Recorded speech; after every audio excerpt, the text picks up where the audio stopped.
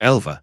Elva's face was unwelcoming, to say the least, when she answered the door, still sleepy, to see Arya and Eragon standing on the hallway. They explained to her that she needed to go with Arya as soon as possible, but before, Eragon would keep his promise to let her touch the eggs in hopes one would hatch for her.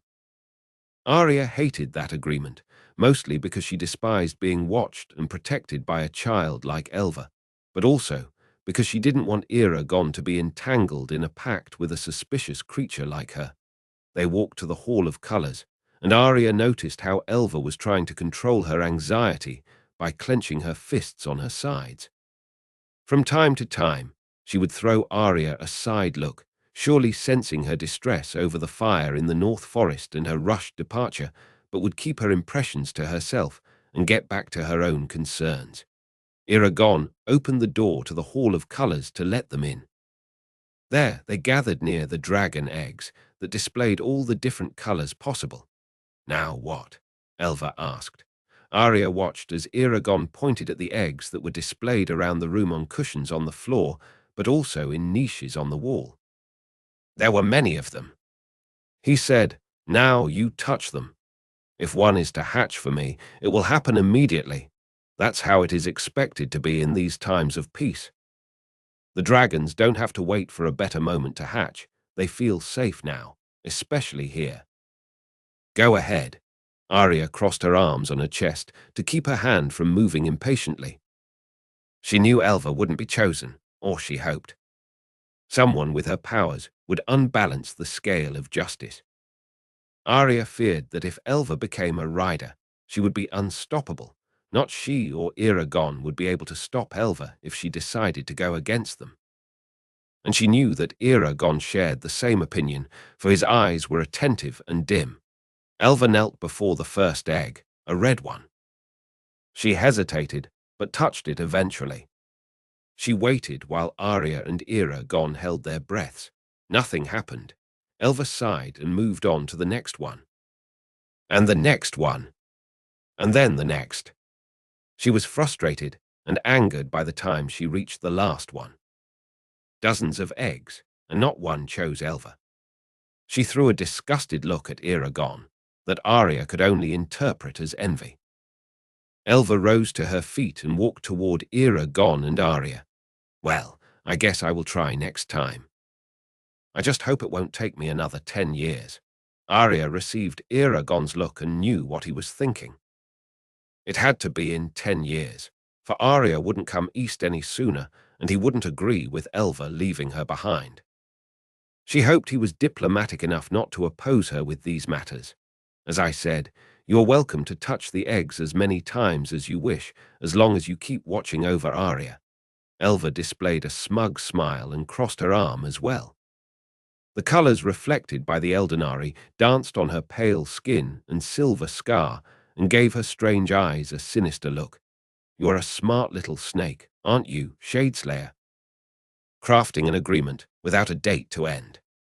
I could spend my whole life walking on the elf's heels and still be without a dragon.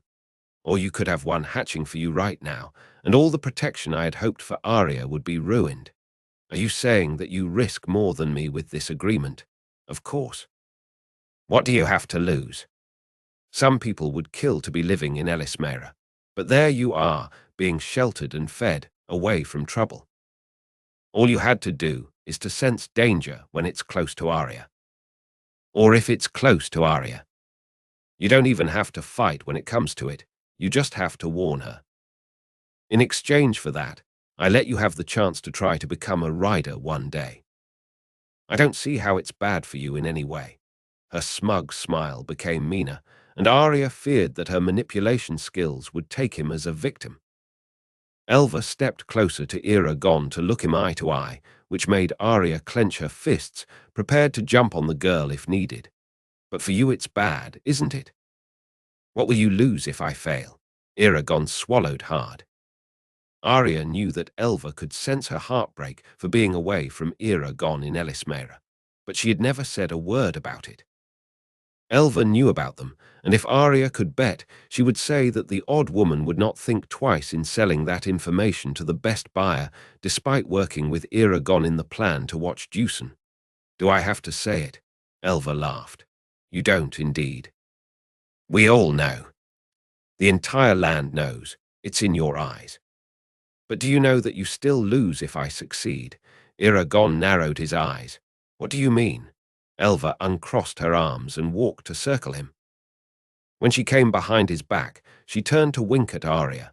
If I succeed in preserving her life, you still lose. She will never feel the need to flee from danger and come to you. She will thrive as the queen. Her power will be bigger than ever, and her people will worship her as a goddess. Her roots will be forever deep into the forest's ground, never inside your mountain. You are expandable. You, Shadeslayer, will be forgotten. The last words were whispered in his ears, and they made Arya gasp. Arya already held her fists tight, but she dug her nails even deeper in her palms. How does she dare to speak of what she didn't know? Speak to him as she knew their hearts, as she had the right to play with their feelings. Besides that, Elva was provoking him just for fun, since it wasn't a good deal for her to have Eragon as an enemy and have her agreement broke off. Arya saw Eragon's shoulders drop as he believed her dirty lie. A grunt came out of her throat, and she grabbed Elva by the arm to speak to her face. Don't expect me to be as lenient as Eragon when listening to your mean lies.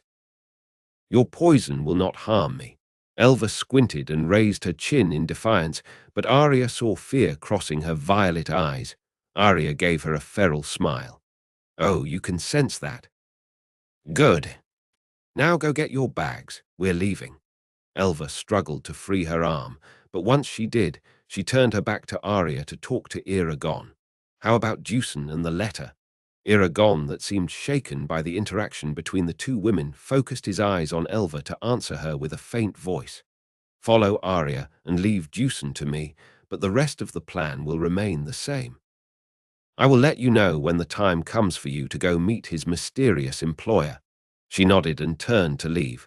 Eragon cleared his throat to address her again. Did you find anything while following Deucen? Elva scoffed. It was just a couple of days.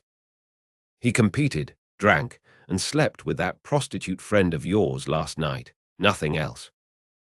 If someone knows anything, it's her. Right. Another thing, he started and walked closer to her. What was the name of your swordmaster in Sunon? Why do you want to know? Eragon shrugged. I may know him. You don't. He would have told me if he knew the famous Shadeslayer. Anyway, his name is Urien. Sir Urien, member of the Lord's Guard. You are right. I don't know him, he lied. You can go now. Elva shook her head and rolled her eyes like a bratty child that Arya thought she was.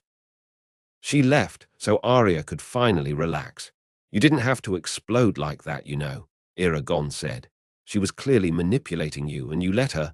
How could he be so blind? How could he oppose her when she was trying to protect him? There were details in his personality that Arya felt she could never understand. Of course I let her, for I don't want to antagonize her, and that's how I manipulate her. Or do you take me as a defenseless child? Arya, try to understand. She is my first line of defense when it comes to you. If you're in danger, she will act first, not the riders, not your queen's guard, not your army. Not even you, since you tend to take the threats against your life so lightly. I need her to believe we are equals in this pact, that she is not working for me, but with me. That's why I'm so passive to her provoking. Arya forced herself to remember his words whenever he would act that way, secretive and cunning. I would do anything. Only that could justify his recklessness, right? It was what kept her from going insane with his desperate actions. She breathed deeply to calm herself. I understand. I just couldn't let her say those words. They are too mean, because they are true. What? You believed her. It makes sense, doesn't it? He walked away to sit in front of Gleda's Eldenari. It makes no sense unless you have a short memory and have forgotten everything that I promised you. Arya saw his shoulders rising and falling back in a deep sigh. I haven't forgotten. I'm sorry. I believe you, not her. Arya wondered sometimes if they would fight every day like that if they were together in definitive and forever. She wondered if this tense manner of looking at things was only because they didn't have much time to spend together, or if it would always be like that. She feared it was the second case. But to be honest, would she have any other way? She couldn't help a faint smile from emerging on her lips with the thought of their complicated dynamics. She walked closer to where he was sitting and placed her left hand on his right shoulder. "Thank you," she said, "for believing you. That's what I must do since we are mates, isn't it?" "You don't have to thank me for it," he said without emotion or looking up, "for protecting me." Again, Eragon looked up and she met his brown eyes. They were her doom, for she already missed him and their home, and his eyes showed her how much she would lose when she would fly back west. He nodded and looked back at the golden rock. It hurt her a bit that he wasn't as affectionate as he usually was. "If Glida and the others agree, would you take a few Eldenari to help you in the north? You know I would." "It would be an honor," she replied and sat by his side. Eragon closed his eyes and contacted the elders. Arya was included in their mental bond, and through it, she could see several images passing fast, but above all, she felt their anger. "What is happening?" she asked Eragon in private. "They are not happy that Saphira wandered so far away without being ready for it. She could have been hurt. Now, they are scouting the forest, looking for the source of the explosions. We know the source. It's the dark magicians." An image stuck in their head before Eragon could confirm or deny. It was the fire, still far away from the cities of the elves as they could perceive by the snow in the middle of summer, but consuming their trees. In the center of a spiral of flames, they could see a group of hooded people. She didn't know how many. Their hands glowed with energy, and Arya could notice they were manipulating with great effort the fire around them without letting themselves be touched by it. "How many of them?" Eragon asked. Glida counted inside their link, and they knew without his use of words. 10. They were 10 magicians burning the forest. "Why are they doing this?" Arya asked the Edenari. Umaroth rose from his introspective rage caused by the event and said, "My guess is that they are practicing. Practicing. Practicing for when they must attack your cities and the human villages. Look at their powers, still hectic and wild. They are simply learning to control it. Whatever it is they are doing, it's more than what our riders can. Arya, you go now with Rainier and the others, but start their training in speechless magic as soon as possible, since you are proficient in it," Eragon instructed. "Agreed, Arya. You must go now. But tend to the forest only, for I believe that if they are still there when you arrive, they will flee as soon as they sense your presence, but you must not follow. This is important. Do not follow. We don't know the full extent of their powers," Umaroth said, and Arya had to oblige, even if her instincts told her to hunt those monsters and chop off their heads one by one. "I won't follow, Master, I promise." "Good. Now go." "Master," Eragon called, "I wish to ask if some of you would go with Arya and Fernan to offer them strength and support." Umaroth silenced for a few seconds. Arya heard a low chattering on the back of their mental connection, so she looked at Eragon. He had expectant eyes when he stared back at her. The silence was too long and too deafening. "Master," he called again, "patience, child. We are working on your request." Glida finally addressed them with words. A few minutes passed, and no response from Umaroth, so Arya reached for Eragon's hand as they waited. She traced the calluses on his right hand where he had altered his knuckles, so they were thicker and more resistant to impact. It looked horrible, but they were functional, that she could agree. Functional for fighting, for war, not for teaching, building, administrating. He must have read the thoughts in her head, and she checked to see if she was indeed keeping her consideration to herself. She was, still he knew what she was thinking. "I should have turned it back to normal." He flexed his fingers inside her grip, but I thought I should keep it as a reminder of darker times, just like you do with your nightmares." He was surprised by her comment by the look in his eyes.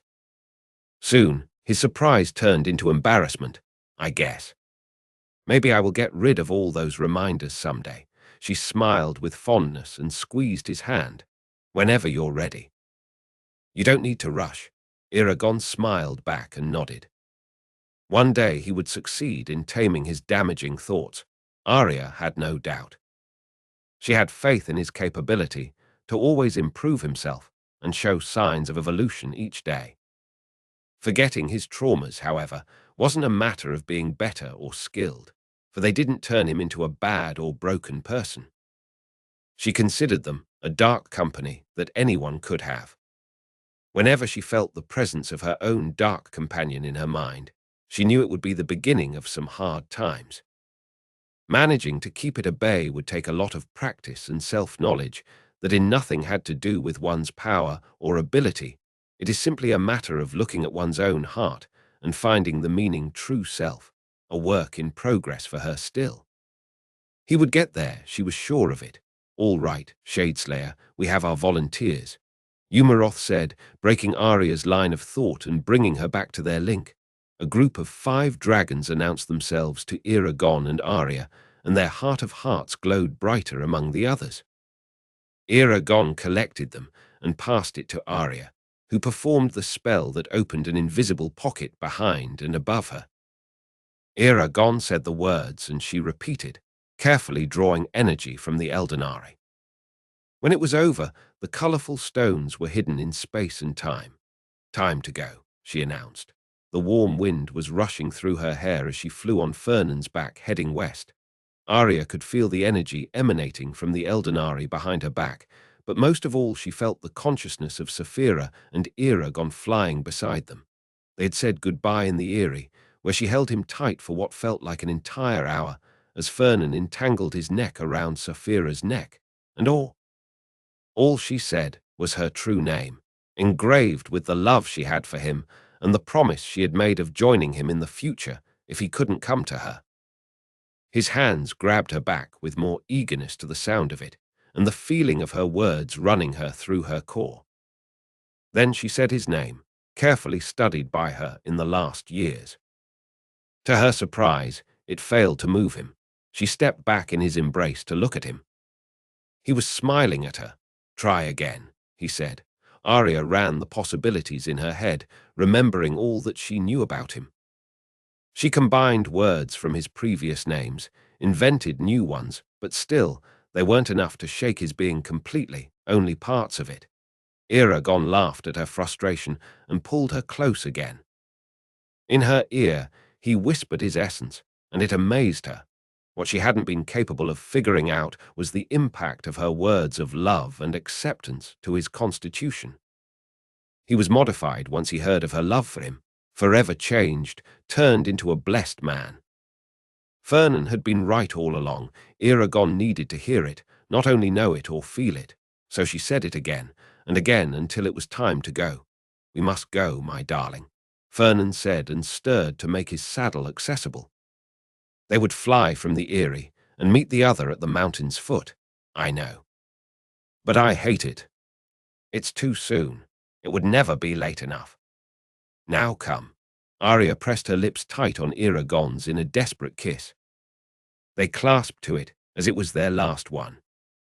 Finally, she fought her way out of his embrace and stepped closer to Saphira to receive a warm touch on the forehead, standing under her smoky breath. "Goodbye, Saphira. I will miss you. I will miss you as well, Arya, but our goodbye doesn't have to be now." Arya frowned and looked at Eragon that said, "Would you mind if we fly with you and the others for a few miles, if she minded?" She would love to fly with them. It was one of her favorite things in the world. Fernan and Saphira flew ahead, side by side. Behind them, Vance and Ranala and Lorgas. In Ken, Walba, Norfia, they all formed an amazing image. "Beautiful, but worthy of fear. That's where we part ways, friends," said Saphira to Arya and Fernan. They were approaching a curve in the river that was 30 miles away from Mount Anga. All right, goodbye, Eragon and Saphira, Fernan said, and Arya could feel his heartbreak form the bond. We'll send news. Thank you, Fernan. We look forward to it. And be careful, the two of you. We will be, my love. Arya turned to look as Saphira slowed the speed of her flight to let them pass her. Slowly, she was staying behind. The dragons roared in a respectful goodbye, but Arya wasn't ready to cut their connection just yet, so she lingered in their bond until Saphira and Eragon were just a thread of consciousness inside her head. It was enough, though, for her to hear his last words, "Goodbye, my queen. I love you."